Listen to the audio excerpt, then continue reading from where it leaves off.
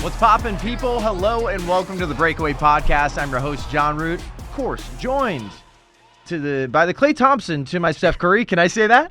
Because I didn't shoot very well at the gym yesterday. That's why I'm calling myself Steph Curry. I couldn't hit a three to save my life. And I play basketball like post-injury Klay Thompson. Well, we got another great podcast for you. We're going to cover some of the biggest news in sports. There's interesting news like Little Caesars is becoming the new official pizza sponsor of the NFL. We're going over U.S. Open of golf odds. Sean Payton and Tom Brady reportedly could have teamed up with the Miami Dolphins.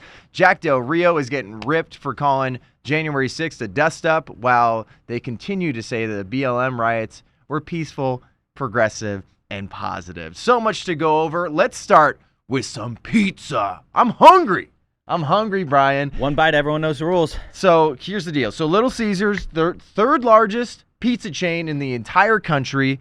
It's affordable. It literally kept me going in college, and now it's going to keep NFL players going, I guess. But they might be soiling their pants like Lamar Jackson and taking some bathroom breaks if they eat too much of this stuff. What's tough about Little Caesars is not even Little Caesars could survive the Biden inflation. They are no longer $5 hot and readies. They're $5 and 55 cents? It's almost $6.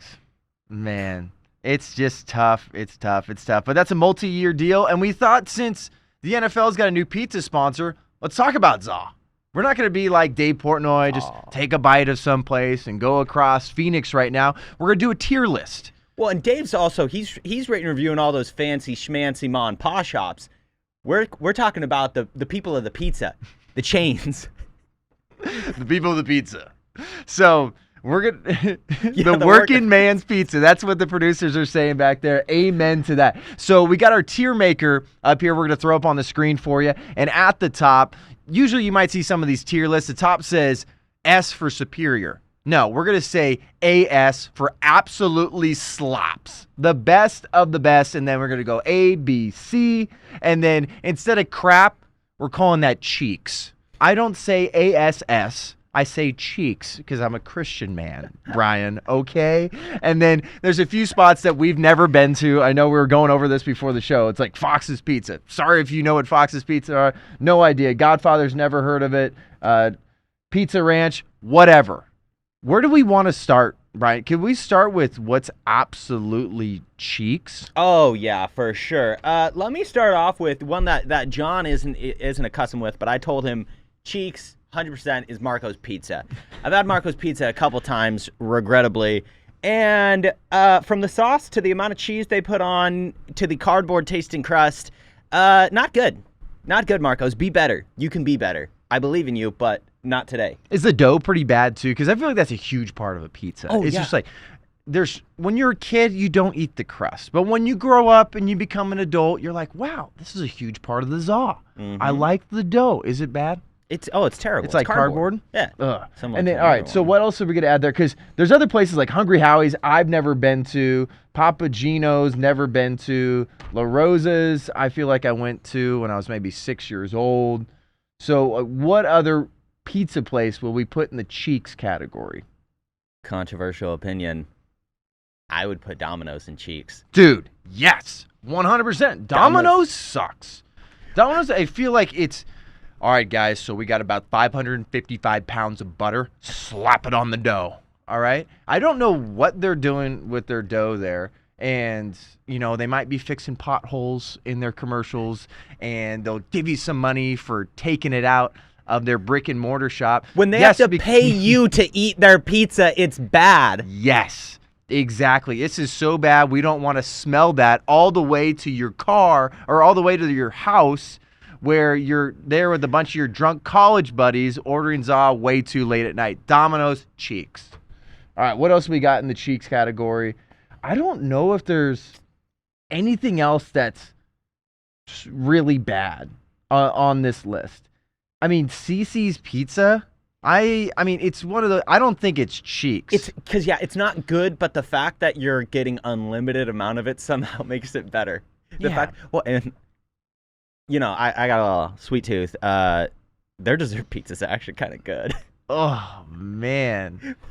I would need to get a change of drawers if I went to CC's Pizza. I'll tell you that for sure. I feel like I've been there once. But CC's Pizza, let's start moving up to the C category. So CC's Pizza, you're going to go in the C category. It just makes sense. Yeah. Oh, yeah. CCC. Papa Gino's, you been there?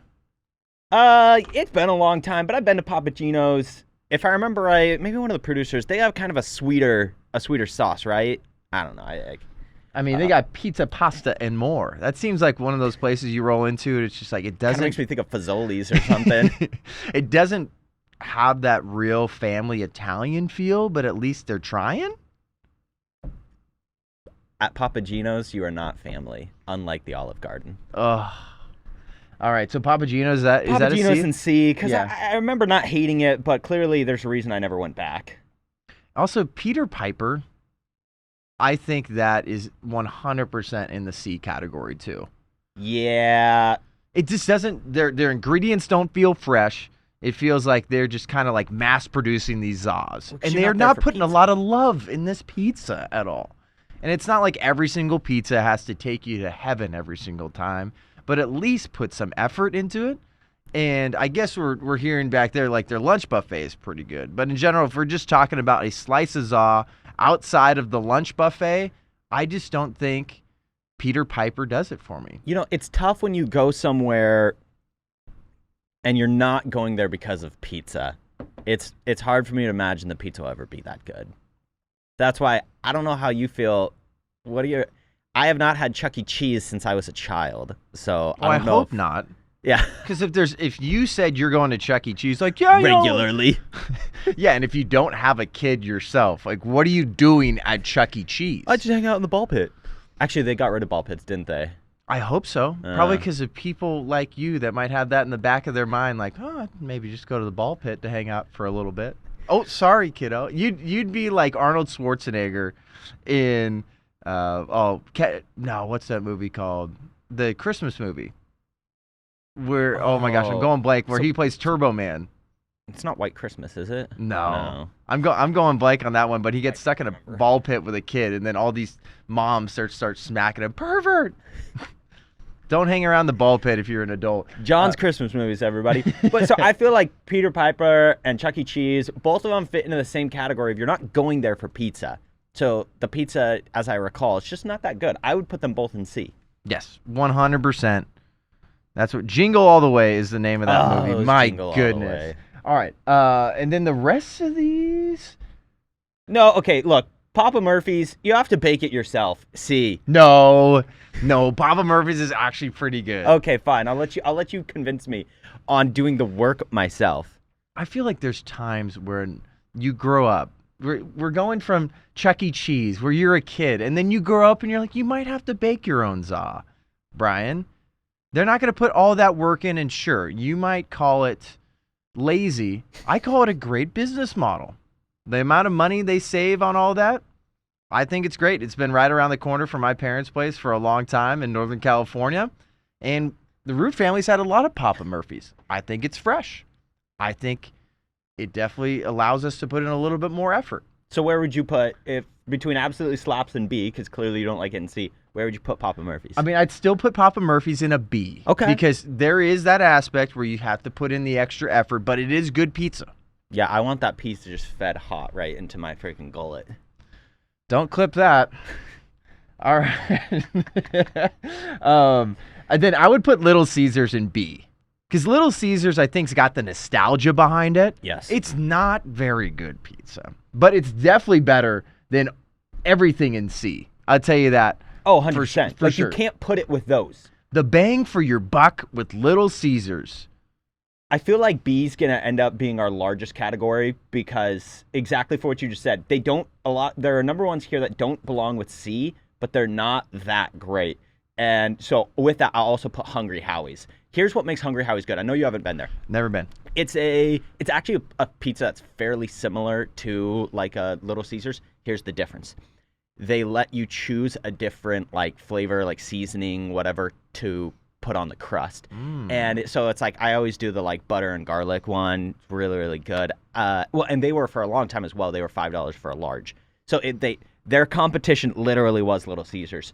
So it's a solid, cheap za, but nothing spectacular. The only thing that makes it good is the customization to your crust. I feel like if I went out to a theme park or a beach boardwalk and I had maybe 13-year-old me, someone made a cartoon out of me, I would be Hungry Howie.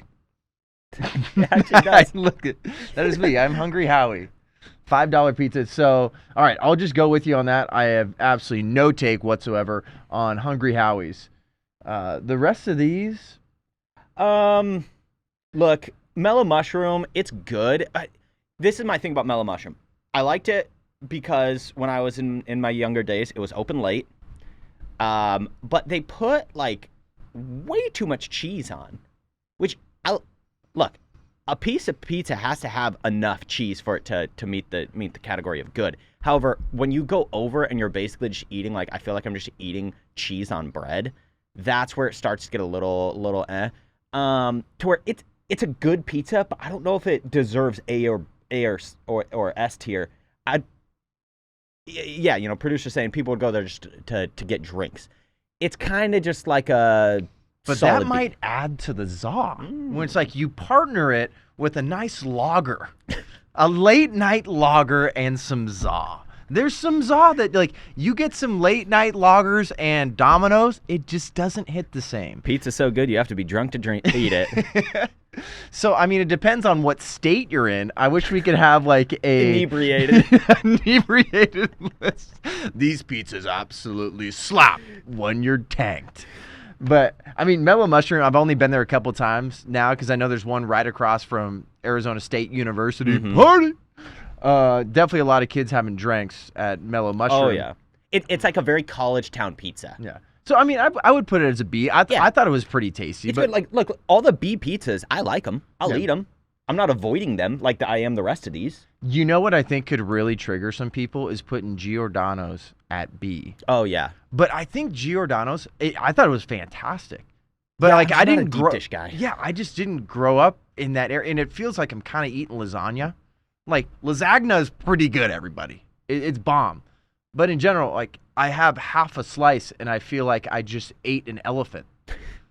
Like I feel bloated. I feel like the bathroom at Giordano's should be bigger, and it's a tough experience. It's tasty, but it feels like it's za. I feel like you should be able to just sit back, watch a game, have 3, 4, maybe 5 slices, depending on what size you get. Giordano's, you can't really do that. Like, I need to be sitting at the table with a fork to be able to eat Giordano's. I can't be, like, watching a game on the couch, like you said. I could get deep dish once every, like, 2 years, and I'd be happy. Yeah. I mean, it's a nice little experience, but in general, that's why I think it's going to go in the B category. Yeah. Also, it's like a solar eclipse, I guess. Like, it's nice to see. It's not unbelievable, but it's like, wow, yeah, I saw that. That's cool. Now, Giordano's. Here's a question for you. LeBron's Blaze Pizza.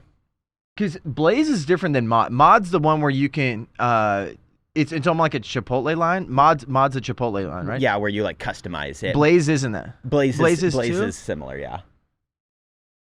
Because... yeah, they're both customizable. I feel like we had a Mod pizza right across from Azusa Pacific University. Go Cougs. That's where I went to college. Small D2 school in Southern California. Shout out. We got a rival college guy back there in the producer room. Anthony Biola. We'd put that in the cheeks category. I like Blaze. I think Blaze is pretty good, but I think I always like Mod more.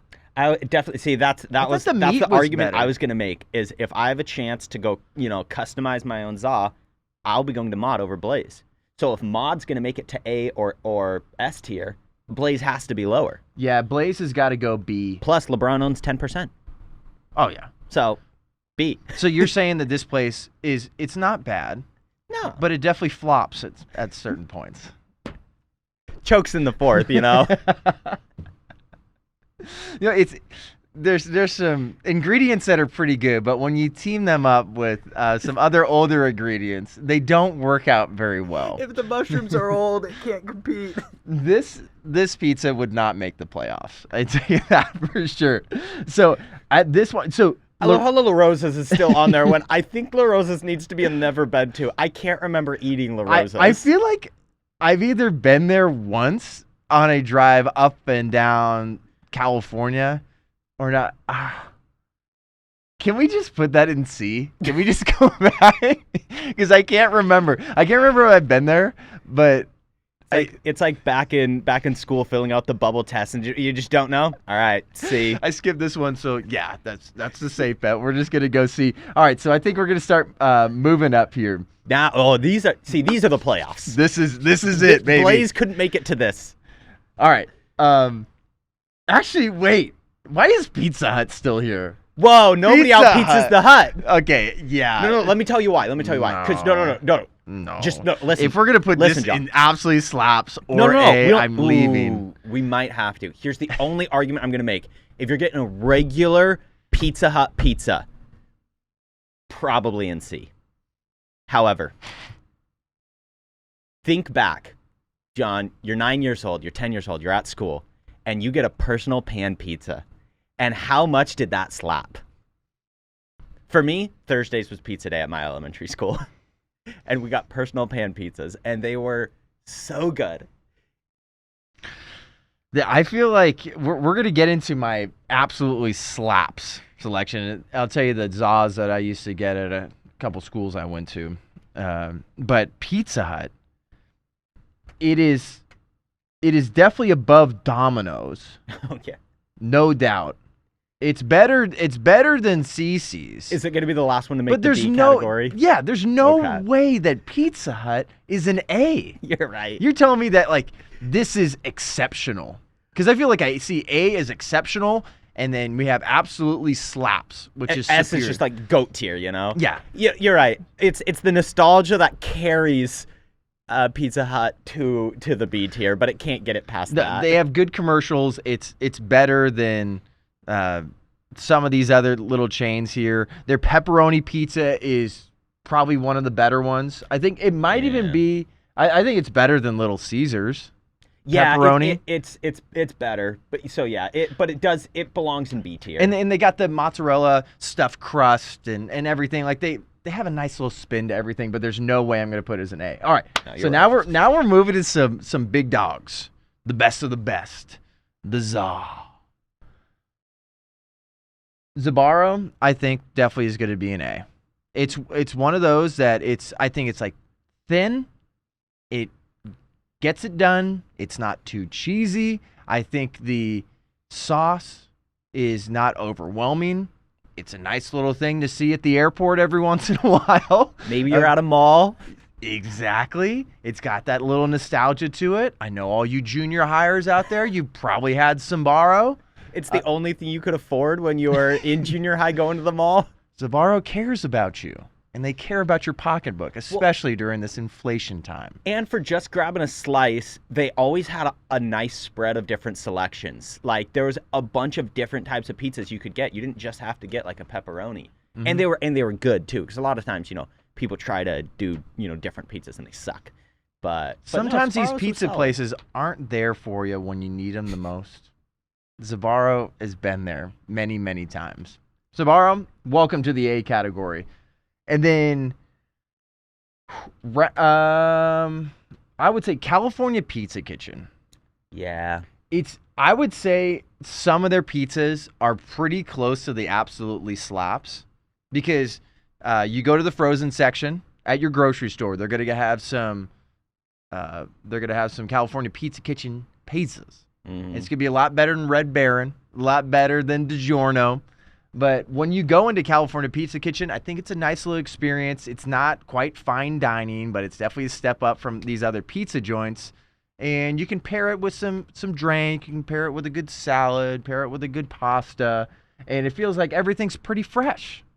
And they have like a lot of different options too. I feel like the dough is great, and I have a good experience. You're going off on frozen pizza. Have you been to CPK?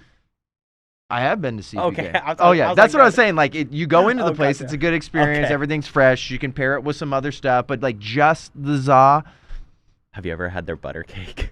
It's so good. The butter cake? Yeah, butter cake. I know it's not pizza. I feel like I'm eating a butter cake when I'm going to Domino's. Oh, well, see, yeah, no, Domino's, bleh, terrible, Bleh. terrible desserts. CPK's got a good butter cake, but no, the pizza, right? Because it's like a flatbread, almost got like a crunch to it, Yeah. and that's good. But it doesn't slap. It's not S tier. So I'm totally with you. CPK, A tier, and I'm gonna go ahead and say the former pizza that we associated with the NFL, what kicked off this whole conversation, it doesn't slap. It's good. It's got a great butter garlic sauce. I like that it comes with a peppercini in the box. But Papa John's doesn't slap. No, I don't think Papa John's slaps. I think it's definitely good. It's better than Papa Murphy's. So, It's a superior Papa. Yeah, seriously. What daddy are you going with? The daddy of za, I think, would have to be Papa John. Now, do you hold any reservations because Papa John's is racist? Papa John's is not racist. It's another thing that's blown out of proportion. And we're going to talk about something that's blown out of proportion a little bit later when we're talking about Jack Del Rio, the Washington Commanders, and the NFL, how they're protecting BLM and the riots and blah, blah, blah, blah, blah. And this, Papa John's, they had a great run. Welcome to the A category, though.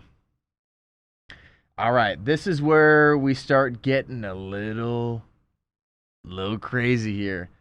I think Mod Pizza is an A.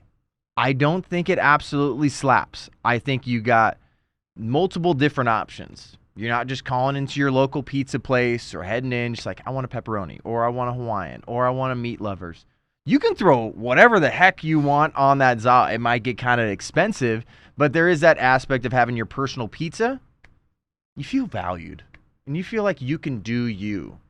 Sure, it's not going to help you look like an NFL football player. You're going to get that dad bod very quick by going to Mod too much, but the ingredients are good. I think their meats are better than Blaze Pizza. I know we were talking about Blaze earlier, but Mod, I just don't think it slaps. Yeah, I'm with you. I like the, how many different cheeses I can personally put on there. They got the Gorgonzola, they got some feta. Of course, they got your classic mozzarella. But I'm kind of with you. Anywhere where that I have to do some of my own work in making my pizza just can't be S tier. Yes. So Mod is going to the A category. So, ladies and gentlemen, we are down to our final 3 za joints. We have Round Table Pizza, Costco, and Mountain Mike's. Have you been to Mountain Mike's? I have never been to Mountain Mike's, but you were the one telling me that it. Mountain Mike's is so dang good. Mountain Mike's is one of those where I feel like in Northern California, where I grew up, I just don't really know if Round Table Pizza is across the country. I don't think I've seen a Round Table Pizza out here in Arizona. There might be one somewhere. It looks like we only have 2 Mountain Mike's here in the valley. So in Phoenix, you only got 2. That's why I've never been to Mountain Mike's. I feel like you Mike's. have a zillion in Northern California, where I grew up, and then I know producer Dom in the back grew up in Northern California as well. There's literally not Round Table here. There's 0 Round Table. It's in Yuma. Yeah, we're going to take the 310 to Yuma to go to the Round Table. So illegal immigrants have probably had more Round Table pizza than I have. But Mountain Mike's, they have these pepperonis that are like cups. And they hold in the grease. Oh, they hold in the grease. That's what makes it good. And they're a little crispy on the outside, too. It seems like, yeah, you got like little shot glasses of grease they can have with every single bite at Mountain Mike's. Mountain Mike's is the place you would go to if you didn't go to Round Table Pizza right after a Little League baseball game. It is good pizza. They got a little arcade. The cheese is fantastic. It's not overly cheesy. And I think the dough is great. And it's got that pizza place feel. And I feel like even when you get it delivered, sometimes you get a pizza delivered and you're like, oh man, yeah. It's like seeping through the box and it doesn't taste that good. It doesn't matter if you go into Mountain Mike's in person or delivery. It's fantastic. And I think they have really meaty pizzas too. But I would not say that Mountain Mike's absolutely slaps. Okay, I am shocked. I was expecting this entire build-up for you to be like, I'm putting it in the S tier. I would like to put it in the AS tier, absolutely slaps, but Mountain Mike's, I don't think stands up to a place like Round Table Pizza. They have a pizza called the Maui Zowie. Look that up. Look up the Maui Zowie. I like pineapple on pizza. Hate me all you want. Pineapple belongs on pizza. Bacon belongs on pizza. Canadian bacon belongs on pizza. They got some green onions on there as well. They're straight pepperoni pizza. It's one of those two where you can put this pizza in the refrigerator, eat it the next day cold, and it's better than every other pizza on this list, hot and ready. You know, 100%. That's a great point of if you can't reheat a pizza and eat it the next day, it's not that good. Exactly. And that's what Round Table Pizza has got. Arizona politicians, you know what? Potential Governor Kari Lake, you want to run and win? Bring Round Table Pizza to Arizona. I guarantee you there's going to be some voters on the fence. You'll get them with that right there. But Round Table Pizza absolutely slaps. 100%. And John, I am so glad that you never tried to put Costco pizza at a tier lower, because I would have fought tooth and nail. Because at the end of the day, you know what? If you need to have a pizza party and you need 10 Zaws cooked up and brought to your house while you're wearing, you know, a little cone-shaped hat at 10 years old, there was only one place that could adequately deliver you, well, no, provide for you. You had to go pick it up yourself. A great pizza for a great price, and that was Costco. Costco Wholesale. I mean, you got to be a member, but the pizza alone makes the membership worth it. But there's times where you don't even have to be a member. You can just show up. The outdoor food courts, that's correct. Oh, my gosh. And that is changed. Which you have a lot more of those in California than we do here in Arizona. Yeah, I'm starting to think there's a lot of things that are wrong with California, but it seems like they got their pizza together a little bit. Pizza's figured out. Compared to Arizona, they've really got that figured out. But you can get a fat slice of Costco Za, $1.99. They aren't changing the prices. It doesn't matter what goes on with inflation. It doesn't matter who's in office. It doesn't matter how everything gets more expensive. That pizza is going to be $1.99 a slice, and you get a fat pizza too when you're talking about a party. I have Bible study on Wednesday nights. Vast majority of the time, one of the boys texts us in the group, says, Costco Za. Everybody is double tapping that. Double tapping. They're liking, we want Costco Za. It's incredible. And it is super greasy.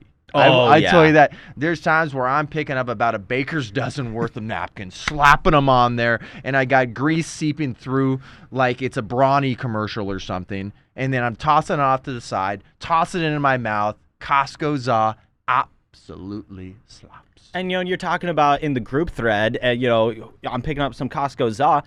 Truth is, they got some variety too. Somebody could be like, you know what? No, I'm feeling more like a hot dog. And for $1.50, you can get a hot dog and a drink. And that is something that is also recession proof, because that has never changed its price. It is $1.50 today. It was yesterday, and it will be tomorrow. And that is consistency that only Costco can deliver. Well, hopefully this was a nice little change of pace for every single one of you out there. Our pizza tier list. We know what absolutely slaps. We know what's absolutely cheeks. Let us know what you think in the comments. You think that we're absolutely crazy? We're not. We know our Za. I've had 30 years of Za experience, okay? But congratulations to Little Caesars becoming the new pizza sponsor of the NFL. We're going to start getting into some more crazy topics, some odds with the U.S. Open of golf. We're going to talk about NBA Finals, MVP odds, and so much more. Stick around. All right, let's talk about putting your money where your mouth is. We were just talking about Za, but now we're talking about moolah. U.S. Open of Golf is starting this weekend, and there's a ton of conversations about the LIV Tour, the Saudi-backed Tour, and the PGA Tour. You got a couple of these guys like Dustin Johnson, Phil Mickelson, Graham McDowell, Bryson DeChambeau. You're going to hear that throughout the weekend, no doubt. We talked about that last week. You can watch that short, or you can watch our Breakaway breakdown or listen to that Breakaway breakdown. But we got to talk about the U.S. Open of Golf odds. Who's going to win this thing? We have to start with, this is being played at the Country Club in Brookline, Massachusetts. The house that Francis Ouimet, the star of the greatest game ever played. I know we covered some of the best sports movies of all time. You got to go back and listen or watch that. He won in 1913, an amateur, a kid that used to caddy at the club there, and he's the father of amateur golf. It's one of the greatest sports stories of all time. They have renovated that house, and it's on the grounds, and they've been doing broadcasts in front of that. It looks absolutely amazing, but this course is going to be really tough. And for people that might not listen or watch golf at all, golf is hard if you have to just pinpoint accuracy out there. Just hit a fairway every time. There's blind tee shots. There's tiny greens that are protected by bunkers. Stuff that just gives me nightmares. I think I was losing some sleep thinking about this. So it's going to be a really tough and frustrating week. But I think it's going to be exciting because anybody that plays golf, you watch these guys out there like, how do you hit it that far? How are you that accurate? You're going to get to see how darn good these guys are this week. Correct me if I'm wrong, but this course is narrower than a lot of other courses, right? Yeah, and they've expanded a few courses. I know at the PGA Championship, they were talking about that a little bit, but these are some of the narrowest fairways you've seen in a U.S. Open or just any major at all. So, I mean, it's going to be tough. It is not forgiving. It's not like the Muni course that you and I will go to at times. You can't hit into the other fairway or out into the trees and then find some sort of opening. You got to hit it in the fairway. Well, and so that's why it's going to kind of negatively impact some of the big arm bombers who just loved it. Just, 320 yards easy off their first drive.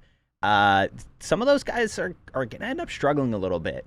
Yeah, and that's why I think you see some of these guys that might not be hitting fairways in regulation that much.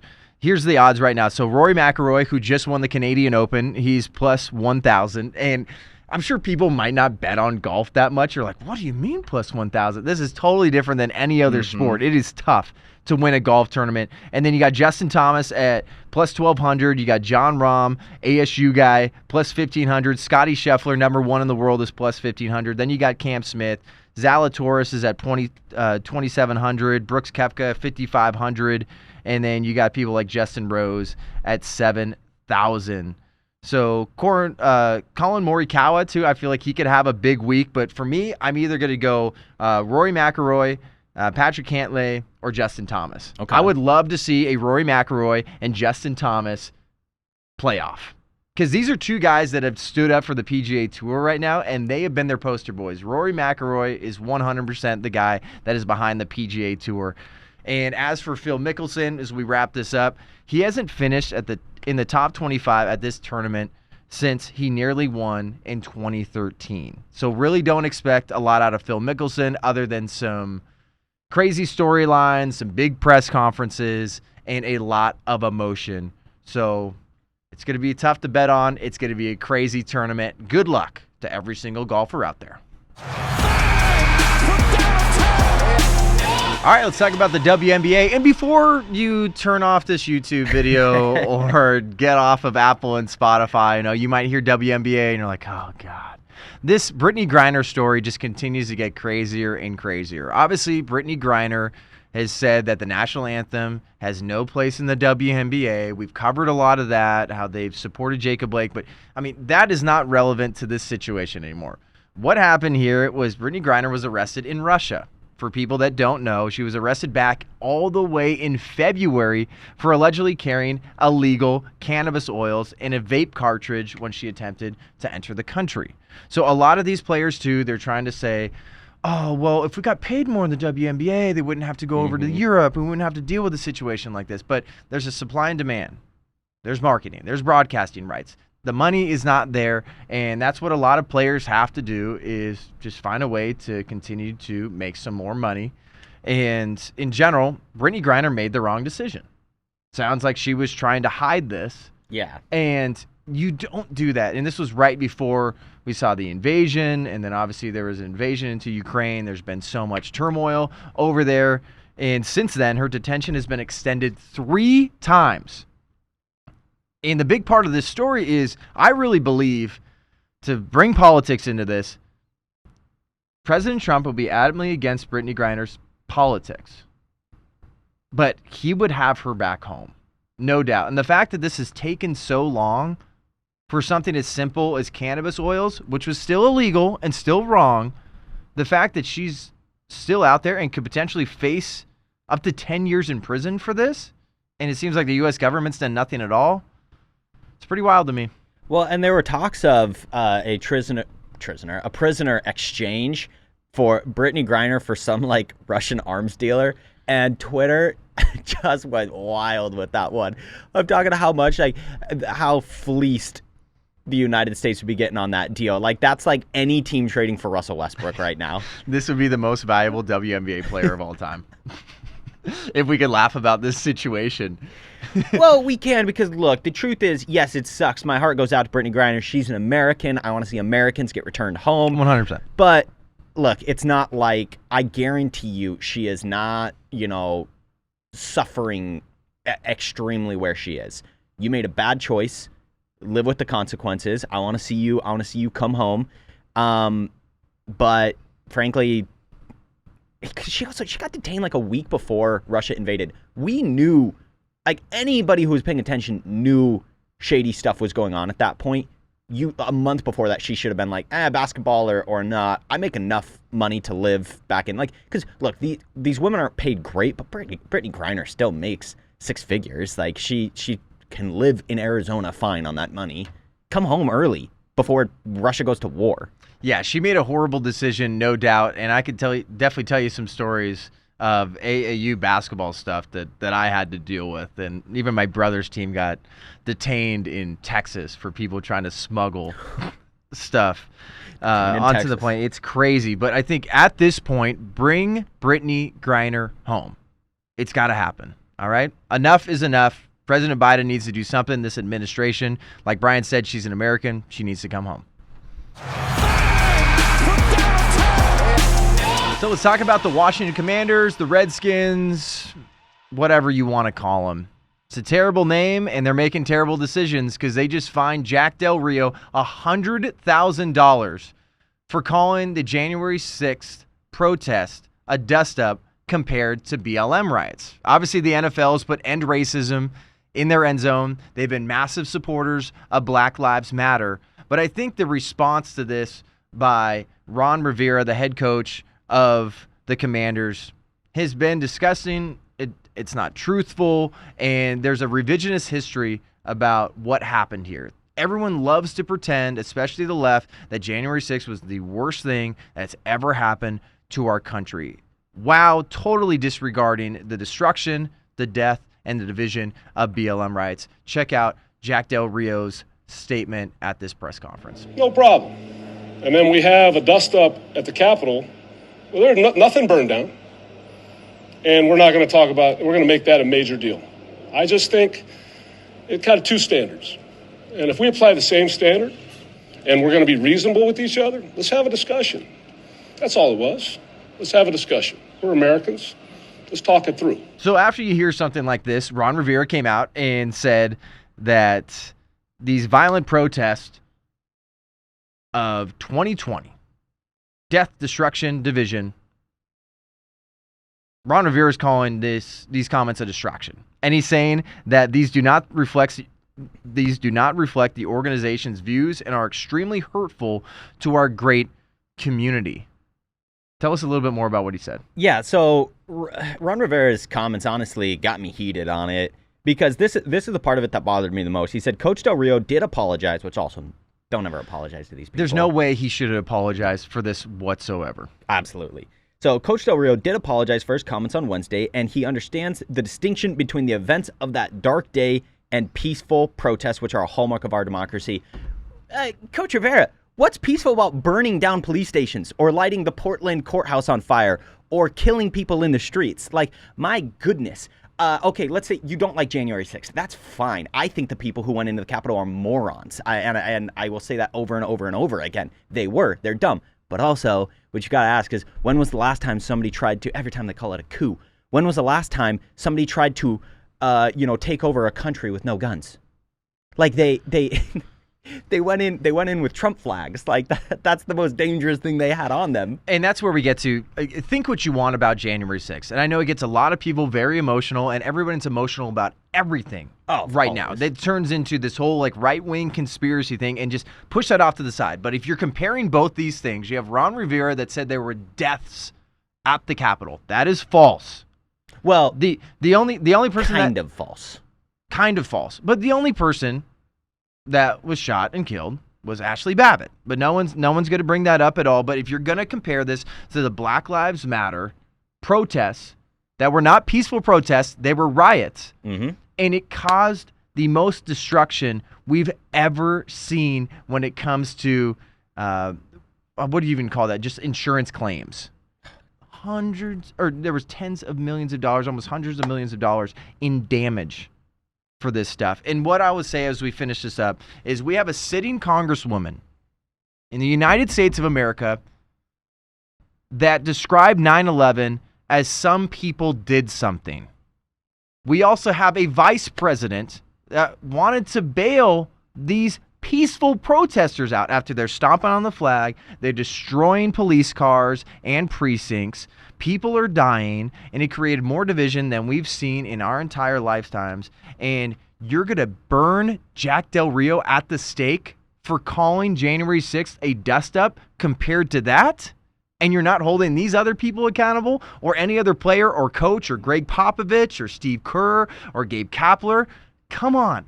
It just goes to show that the media, the NFL, Ron Rivera, and a lot of these people are unbelievably not only misinformed, maybe they're just trying to push a narrative because they have someone above them is trying to make sure that they're silenced, or they're doing whatever they can to help push this narrative that is the worst day in our history. This is disgusting, but Jack Del Rio, don't apologize. Let's talk about the NBA Finals. So the Warriors are one game away from winning another championship. Oh, your boy is so happy right now, Brian Farnsworth. And Steph Curry is someone we've talked about on previous Breakaway breakdowns, what his legacy looks like, how much an NBA Finals MVP would mean to him. We got to talk about the NBA Finals MVP odds as of right now. Steph Curry had a 43-point game. The guy took over. One of the greatest Finals performances we might ever see in our lifetime, or maybe even ever. And then he followed that up with making 0 tray balls. But as of right now, Steph Curry is minus 360, and we're looking at FanDuel odds right now. Jason Tatum is behind him at plus 400. Mm-hmm. And then you got Jaylen Brown, Andrew Wiggins, who has absolutely come alive, and I love to see it. And he came alive in the Mavericks series, and then this last game, holy smokes, Game 5, he looked like a beast, a whole new animal. He looked like an all-star. And Maple when people, Jordan. it's amazing to watch. The guy is so explosive. Then you got Marcus Smart at plus 11,000, and then Draymond Green plus 25,000. Please don't put any money on Draymond Green. But has he scored more than 10 points this series? He hasn't. I know I was trying to say that he was going to have a 10, 8, and 8 game. He was pretty close. He had an 8, 8, and 7 game. He had a good one in Game 5, but he's been trash. But Steph Curry scored 153 points this series. It's just over 30 points per game. What we're seeing right now is historic. That's 37 more points than Jason Tatum, who's averaging just over 23 points a game. Steph Curry, this is his MVP to win. And I think even if the Warriors win Game 6 in Boston, which would be tough because the Celtics hadn't lost 2 games in a row all playoffs. Mm-hmm. And right now, too, I'm pretty sure that the Boston Celtics are perfect in elimination games this postseason.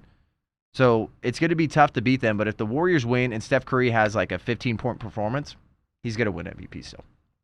Yeah, obviously he is kind of running away with it right now, but here's an interesting wrinkle for it. Before Game 5, where Andrew Wiggins came alive and kind of saved that game for them because the Celtics had that incredible third quarter where they took a fairly decent lead for a bit until Andrew Wiggins kind of, tampered things down for him. So before Game 5, Andrew Wiggins' Finals MVP odds were at plus 17,500. Caesar Sportsbook put out an Arizona bettor waged $540, I wish it was me, on Andrew Wiggins to win Finals MVP. At the current odds he was at that time, that would win that bettor $94,000. Oh. Now, in reaction to Andrew Wiggins' Game 5, they've dropped his odds all the way down to like plus 1,800? They're plus 2,000 as plus of 2,000. Right now. Okay, so yeah, obviously dramatically went down. So, I'm going to stick with the bettor No, I don't know. I would love to see, let's imagine the Celtics win Game 6, force a Game 7, and then Andrew Wiggins goes off and does some crazy heroics to win Game 7. That's the only way he could actually make an argument for winning Finals MVP, because Steph has such a great lead right now. But I'd love to see this fella earn some money. It could get really close. It really could, especially the way that Andrew Wiggins is playing defense. He's got just over a block a game. He's getting over 10 rebounds a game. I think he's pretty close to that. I think he's over 10 rebounds a game, and he's putting up major numbers. The guy has been the X factor in multiple games so far. So it's going to come down to the wire, but don't put money down on Steph Curry, because unless you're betting huge, you're not even going to win that much. But I think Steph Curry, it's a lock for him to win MVP. And whether it just goes 6 or 7, I think Steph Curry is going to get it. All right, a little football news. We know we've seen a lot of moves during the offseason. The NFL draft was pretty wild. We had some bad quarterbacks. We've covered that. If you haven't watched that at all, make sure you head to our YouTube channel. We did a grade for every single team's draft. We also did over and under. But another crazy report that just came out from the South Florida Sun-Sentinel, they said that reportedly the Miami Dolphins offered Sean Payton 5 years, $100 million to become their head coach, which would have made Payton the second highest NFL coach, right behind Bill Belichick. But that's not just it. Obviously, you have the Brian Flores situation. You have a great take on that. They were going to try to recruit Tom Brady potentially. I know Tom Brady kind of just tiptoed around some of those questions. But, man, could you imagine what the Miami Dolphins would look like right now? Behind center, you got Tom Brady. Sean Payton is your coach. Tyreek Hill is there. They would look kind of scary. And that would be could you imagine how nuts Florida would go? Tampa Bay goes to the Miami Dolphins. It's a pretty wild story. I don't know how much truth is to that, but it sounds like there's definitely truth to the Sean Payton. That would have been absolutely wild. Well, and Tom Brady, remember, he did buy a piece of property and is building a mega mansion down there in part of Miami. They refer to as Billionaire's Bunker. Bunch of very, very wealthy people build homes there. So he is moving his family to Miami. And that's why there's definitely got to be some truth. However, this is where you can kind of put the tinfoil hat on and go, okay, what happened here? Play podcast detective. Remember, what kind of blew up the Sean Payton, Tom Brady to Miami potentially? It was the Flores lawsuit. Yes, 100%. Two major things happened. One, Bill Belichick sent that text mistakenly, I'd say in air quotes, to Brian Flores. Who is the last person who would want Tom Brady back in the AFC East? Bill Belichick. We all laughed at oh, Boomer doesn't know how to use his phone. What if he was just doing what we know Bill Belichick to be, the greatest schemer of our generation as a football coach? He blew this thing up on purpose. And then he manipulated Brian Flores into Brian Flores being pissed off for being, the jilted ex-girlfriend, and then Flores goes and drops the lawsuit. The whole thing blows up. Speaking of blowing up, I think my mind just blew up. I'm blowing this thing wide open. I think there could be so much truth to all that, because everyone, I don't know, even so many aspects of our society, there's so many chess matches happening. Yeah, personal politics. You're telling me the guy that did Spygate isn't going to try to manipulate this whole situation here? He's got a great new quarterback in Mac Jones. They got the ability to maybe do a little something for the first time outside of the Tom Brady era. He knows everybody. He's the highest paid coach. Ooh, I love how spicy this gets. What I want and what everybody wants. Bill Belichick, before you die, please put together a tell-all book. Turn that into a documentary as well, please. And just share all the dirty laundry. Everything. That would be fantastic. But if this Tom Brady and Sean Payton situation happened, the Dolphins would be a front runner to make a run for the Super Bowl. Of course. Wow. That's crazy. All right, let's talk a little bit more NFL. Two very, very talented young quarterbacks in the NFL are the topic of conversation. Lamar Jackson and Kyler Murray. Your guy, Kyler Murray. It's going to be interesting to see what these guys end up doing. I think if we're going to even have just a simple conversation about who's better, who's going to have the better season, we start with this. Who's going to have a better chance to win the division? Lamar Jackson. Mm-hmm. Who's going to have a better chance to showcase his skills against inferior opponents? Lamar Jackson. Kyler Murray's in a very tough division. He just lost DeAndre Hopkins. And then listen to this. For 6 games. Yes. Okay. For just about half the season. Kyler Murray without DeAndre Hopkins has not been very good. His completion percentage is just over 60. His yards per attempt goes down just about 2 yards, just over 6. His pass TD to interception ratio is not as good. And his passer rating goes from 108 to 89. He's going to be missing DeAndre a lot. And then Christian Kirk obviously got paid. I don't think he was a huge proponent for turning Kyler into who he is now. But it was a nice little addition. And Kyler Murray, I think he's going to have to do a lot on his feet. But who's going to have the better season? I'm going to go Lamar Jackson 99 times out of 100.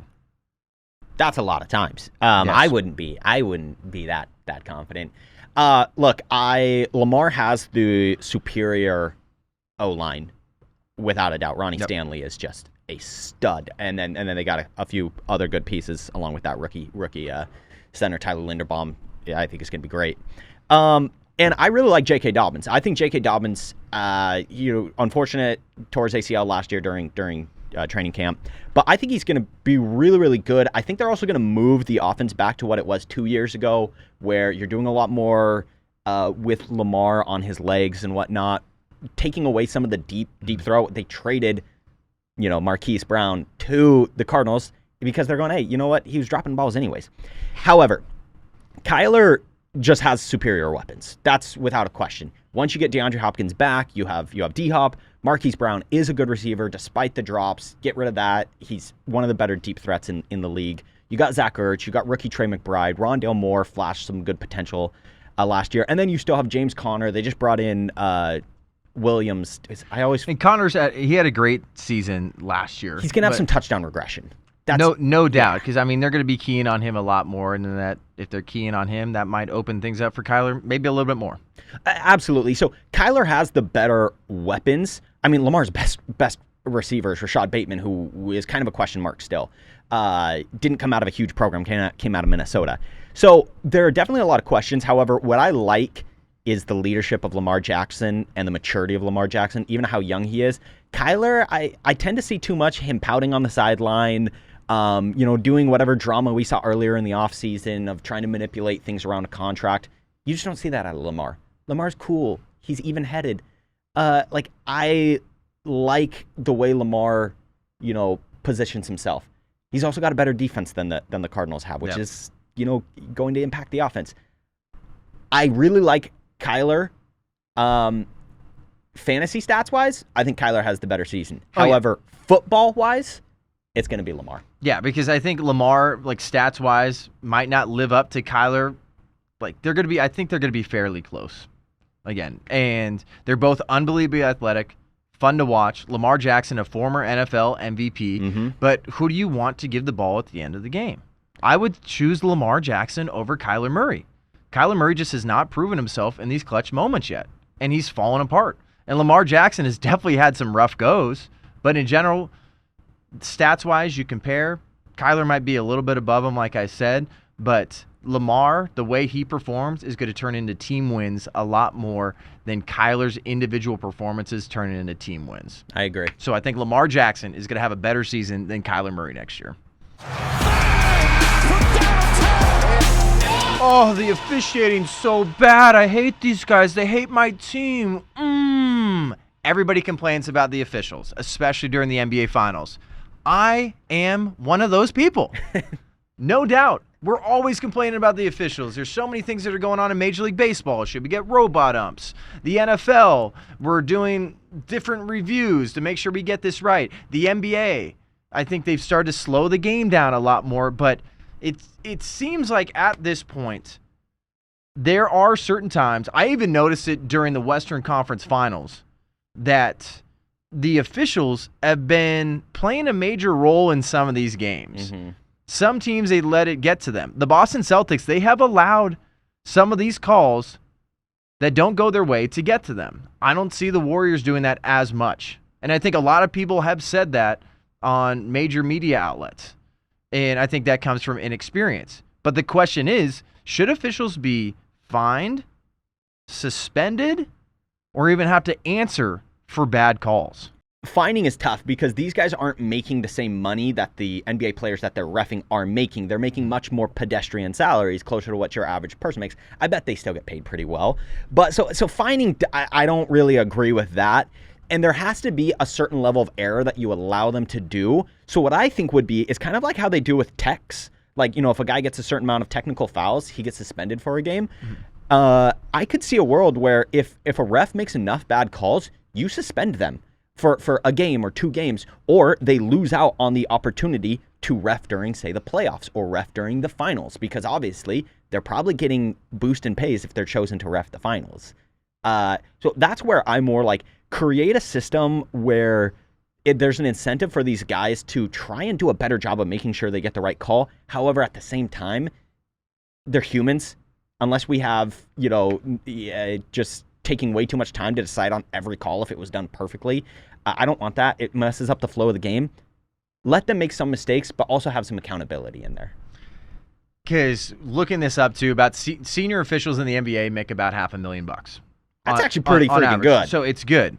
So the thing I don't understand is why refs don't have to answer for some of these bad calls. Because sometimes there's some calls that are really detrimental, especially when it comes to the biggest games in sports. If there's a bad call out there, have you ever seen the movie Rat Race? Oh, yeah. He's Cuba Gooding Jr., if you haven't seen that movie, like he screws up the coin flip and then ends up giving the ball to the wrong team, and then it costs them a win, and then it costs a bunch of people in the movie money. I think they should have to answer for these bad calls, and there should be some sort of consequences. Mm-hmm. Because it seems like we talk about Scott Foster all the time. We talk about, and then I know we're talking about the NBA, but the MLB, if we're going to get into that, Angel Hernandez. Horrible. There's some horrible umpires and officials out there. And I think the only way you get better is if there's some sort of consequences here. Because what are we continue to do? Just like in politics or society and culture, just keep complaining about it? There's got to be some sort of action taken. I don't think necessarily they should get fined. But if you do get suspended, I feel like that's similar to being fined.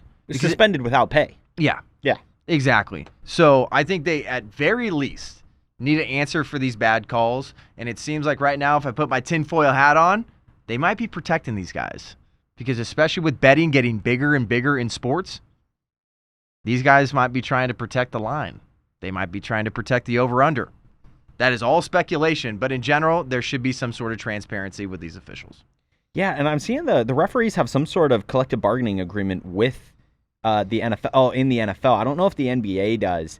So I'm curious to see what they're, to read into, like, what is their agreement with these sports leagues? Because I feel like we never see them get fired, and yet, like, let's think of the NFL.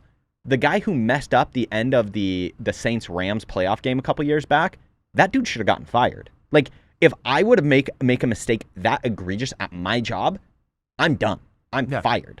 And we never hear anything like that. And that's weird to me. Yeah, as we wrap this up, I mean, there's a press conference for players and coaches, and there's even GMs and owners that have to speak to stuff. Why do refs not have to speak to anything?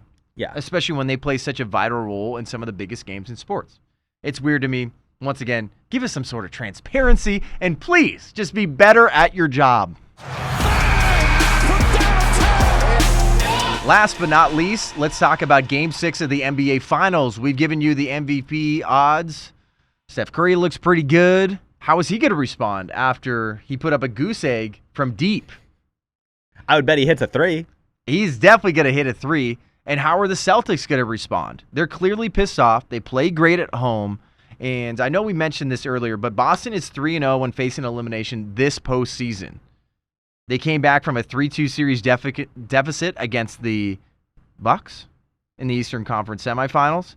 They won a Game 7 against the Miami Heat in the Eastern Conference finals. But this Steph Curry stat should terrify the Boston Celtics. And I think Steph Curry having an offer in Game 5 was the worst thing that could have ever happened to Boston. Oh, yeah, he's going to come back with a vengeance. Steph Curry is 93 for 177, which is shooting at a 52.5% clip from 3 in the next game after failing to hit a three-pointer. Yikes! These guys are screwed. And then Klay Thompson is probably going to have a better game. Game 6 Klay. Oh, my. This doesn't look good.